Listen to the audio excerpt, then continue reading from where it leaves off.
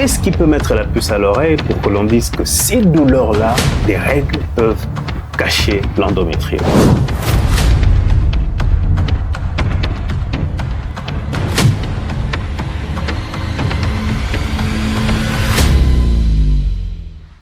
Une femme ne devrait pas souffrir du fait des règles, soit par leur abondance ou encore par leur caractère douloureux. Les douleurs de règles, appelées aussi dysménorrhée, c'est une manifestation qui est très fréquente dans nos communautés.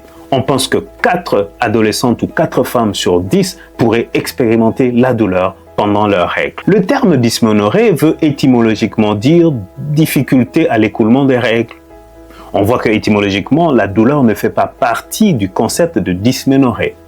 À ce titre, le terme qui pourrait être beaucoup plus précis pour désigner les douleurs associées aux règles va être l'algoménorrhée.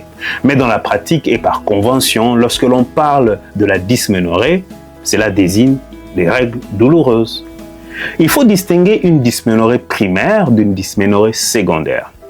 La dysménorrhée dite primaire est celle qui apparaît avec les premières règles ou juste quelques mois après les premières règles. Et la dysménorrhée secondaire est celle qui apparaît après que la femme ait eu une vie suffisamment longue sans douleur des règles. On peut aussi distinguer les types de dysménorrhée d'une autre façon. La dysménorrhée qui n'a aucun organe identifiable et qui soit malade et à la base donc de la douleur, c'est ce qu'on appelle la dysménorrhée fonctionnelle. Elle est généralement liée au fait que la femme a des ovulations et au moment de l'ovulation, il y a une hormone qui est produite qui est la progestérone qui pourrait expliquer qu'au moment des règles, la femme pourrait avoir des douleurs. Tout comme la dysménorrhée peut reposer sur une maladie d'un organe donné et on parle de la dysménorrhée organique. Et cette maladie, ça peut être une infection, ça peut être des adhérences à l'intérieur dans des organes qui se sont accolés, ça peut aussi être un fibrome ou l'endométriose. Donc la dysménorrhée peut avoir plusieurs causes. Et jusqu'à 3 à 7 femmes sur 10 avec dysménorrhée vont présenter de l'endométriose. Et l'endométriose est la première cause de la dysménorrhée secondaire. C'est donc quoi l'endométriose? L'endométriose, c'est le fait qu'un tissu qui est semblable à celui de la couche qui produit les règles, qui est normalement à l'intérieur de l'utérus ou de la matrice, va se retrouver à un autre endroit de l'organisme. Et c'est à cet autre endroit que lorsqu'il y a les règles, entre guillemets, il y aura aussi production des règles à cet autre endroit et l'organisme va réagir et cela va entraîner plusieurs manifestations, y compris les douleurs et des douleurs pendant les règles.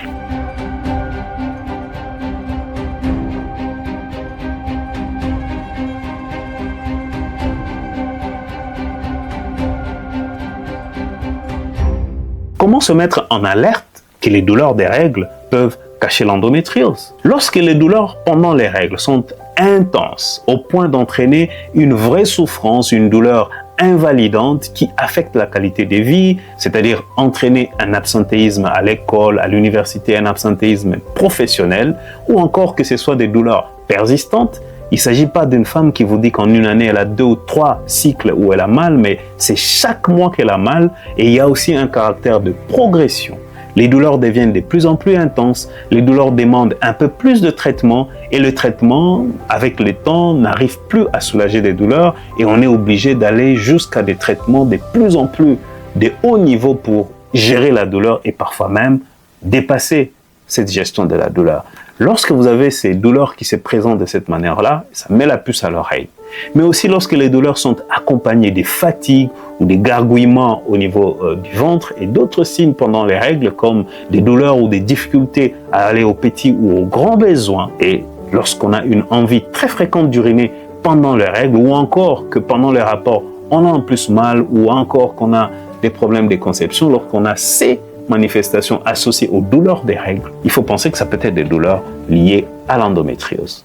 Maintenant, vous savez que les règles douloureuses et qui entraînent une souffrance ne devraient pas être considérées comme normales.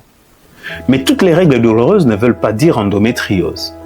Consultez votre médecin ou mieux votre gynécologue pour avoir un suivi qui vous aidera certainement à trouver des réponses et des solutions. Et vous pouvez même souffler le mot endométriose à votre médecin. Merci d'avoir suivi cette vidéo. Si vous l'avez aimé, montrez-le nous, likez cette vidéo, mais très important, abonnez-vous à la chaîne pour ne pas manquer les prochains épisodes. Laissez-nous des questions et des commentaires pour que nous revenions et que nous interagissions et proposez-nous d'autres sujets sur lesquels vous voudriez qu'on développe. Merci et on se voit à la prochaine.